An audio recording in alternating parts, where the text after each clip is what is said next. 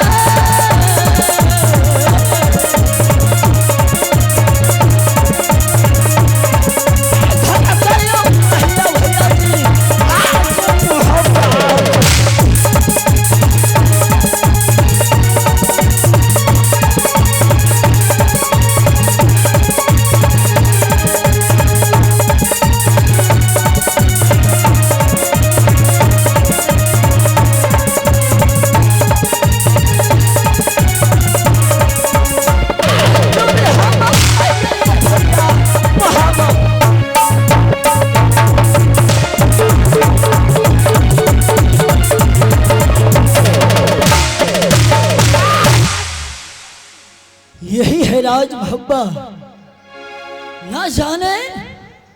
सबसे पहले मैं अपनी माँ को बुलाकर राज भब्बा को समाचार पूछूंगा।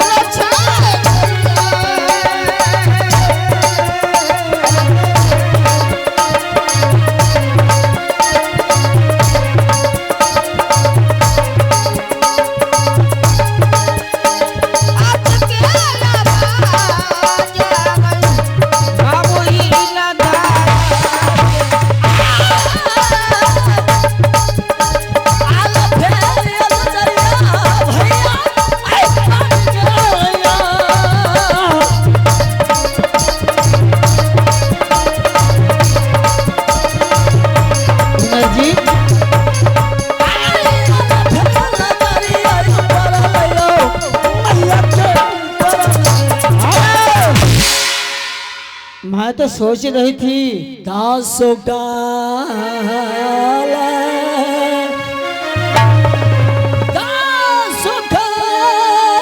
क्यों